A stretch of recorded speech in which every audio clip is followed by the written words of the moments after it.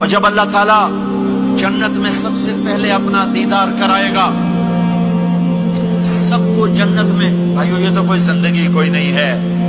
جب مال جمع ہوتا ہے تو موت آ چکی ہوتی ہے. آپ لوگ یہاں ہجرت کر کے آئے، بنتے بنتے کچھ بنے تو موت دستک دینے لگی، گھٹنے درد کرنے لگے، آنکھوں پہ چشمے چڑھ گئے، سوٹیاں ہاتھ میں آ گئیں. جب مال سے نفع اٹھانے کا وقت آیا تو موت سر پہ آ گئی.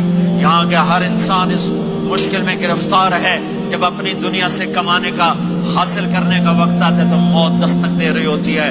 اور موت تھوڑا پیچھے ہٹ جائے تو بڑھاپا تنگ کرنے آ جاتا ہے، بیماریاں تنگ کرنے آ جاتی ہیں، پریشانیاں سر پہ آ جاتی ہیں. موت کے بعد اگر اللہ راضی ہو گیا تو جنت کی زندگی شروع ہونے والی ہے. جنت کی زندگی شروع ہونے والی ہے جس میں اللہ تعالیٰ سب سے پہلا جو ویلکم کرے گا جنت والوں کو، وہ یہ نہیں کہے گا میرے ایمان والے آ گئے، تہجد والے آ گئے، نمازی آ گئے. پوری تفصیل سنو. اللہ تعالیٰ جب جنت میں بٹھا دے گا جنتی مرد، جنتی عورت. ہمارے ابا اور اماں کا قد کتنا تھا کچھ پتہ ہے؟ 130 فٹ. کتنا بھائی؟ 130 فٹ. یہ تو آپ نے سنا ہے کہ یوسف علیہ السلام سب سے خوبصورت تھے، سنا ہے نا؟ یہ بہت کم مرد عورتوں کو پتا ہوگا کہ عورتوں میں سب سے خوبصورت کون تھا. وہ حضرت حوا. حضرت حوا، حضرت حوا 130 فٹ کی اماں تھی، 130 فٹ کے ابا تھے. پھر ٹائم کے ساتھ گزرتے گزرتے ہم چھوٹے ہوتے ہوتے ہوتے ہوتے ہوتے ہوتے یہاں تک آ گئے. آگے چل کے اور نیچے ہو جائیں گے. جنت میں یہ قد واپس اللہ دے دے گا. جو ہمارے ملک کا کلچر جنہیں یاد ہے انہیں یاد ہوگا ایک قوم ہوتی ہے مراسی. پتا ہے نا مراسی؟ سنا؟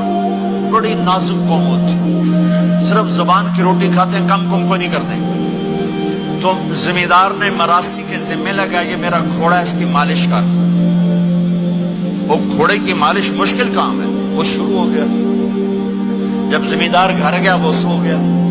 وہ سویا تو چور گھوڑا کھول کے لے گئے. جب صبح اس کی آنکھ کھلی تو گھوڑا غائب تھا. تو اس نے کہا ابھی مارے گئے، آج میری خیر نہیں. وہ گھر گیا، خرگوش لا کے باندھ کے مالش شروع کر دی. جب تھوڑی دیر بعد زمیندار باہر نکلا، اس نے کہا میرا گھوڑا کی دیکھے جی آئے کھلوتا ہے. اس نے کہا تیرا ستیہ ناس ہوئے، گھوڑا ہے وہ تو خرگوش ہے. صحیح گھوڑا ہے، ساری رات مالش کی تھی تو گھس گھس گھس گھس گھس گھس گھس اے آ کھلوتے. ہمارے اماں ابا تھے 130 فٹ. پیسج آف ٹائم گھستے گھستے گھستے یہ ہمارے قد آ گئے.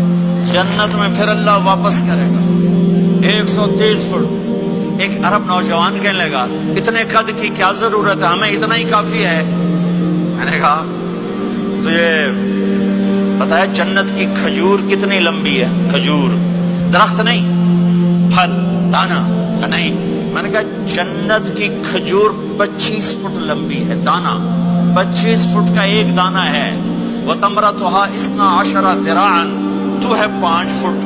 تو کھجور کے نیچے سے گزرا، اوپر سے ایک دانا تیرے سر کے اوپر گرا، تو تو وچے مر جاؤنا. پھر مسرات سے معذرت کے ساتھ جنت کی حور کا قد ہے 130 فٹ اور تو گیا 5 فٹ. وہ تو تجھے جیب میں ڈال لے گی. پھر پوچھے میرا ہسبینڈ کدھر گیا ہے؟ اور وہ جو لباس پہنتی ہے، لباس وہ 3 میل کے ریڈیس میں گھومتا ہے. 3 میل 3 مائل کے ریڈیس میں اس کا لباس گھومتا ہے. کسی ایک کو جج پا کے انہیں بھول جاؤنی کہ ہسبینڈ گیا کدھر. لہذا تمہیں بھی 130 فٹ کرے گا، ان کو بھی 130 فٹ کرے گا. اور وہ جنت کی لڑکیاں تو پہلے 130 فٹ ہیں. ام سلمہ نے پوچھا یا رسول اللہ جنت کی عورت کا درجہ بڑا ہے یا ایمان والی عورت کا؟ آپ نے کہا ایمان والی عورت کا. کہ وہ کیوں؟ کہا بصلاتہن وصیامہن وعبادتہن. جنت کی عورت نماز نہیں پڑھتی، ایمان والی عورت نماز پڑھتی ہے. جنت کی عورت روزہ نہیں رکھتی، ایمان والی عورت روزہ رکھتی ہے. جنت کی عورت عبادت نہیں کرتی، ایمان والی عورت عبادت کرتی ہے. اس کے بدلے میں اللہ تعالیٰ ان کو جنت کی عورتوں سے عالی مقام نصیب فرمائے گا. اور ایمان والی عورت جنت کی عورت سے 70,000 گنا زیادہ خوبصورت ہو جائے گی، 70,000 گنا زیادہ خوبصورت۔ اور جنت میں ایک مقابلہ ہوگا، ایمان والی عورتیں جنت کی عورتیں کٹھی، جنت کی عورتیں کہیں گی زندہ رہی موت نہ آئی، جوان رہی بڑھاپا نہ آیا، ہمیشہ راضی رہی ناراض نہ ہوئی، ہمیشہ ساتھ دیا چھوڑا نہیں۔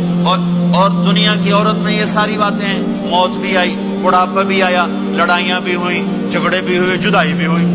نیک سے نیک عورت 89 کا حج تھا تو ہم بارڈر پہ بیٹھے تھے مینا کے مزدلفہ کے ساتھ، فجر کی نماز پڑھیں گے اور نکل جائیں گے۔ تو ایک بڈھا بڈھی نیک ہی تھے جو حج کے لیے چلتے چلتے آ کے ہمارے پاس بیٹھ گئے، چاہے ہمارے علاقے کی ہماری زبان تھی، یہاں نہ بیٹھو۔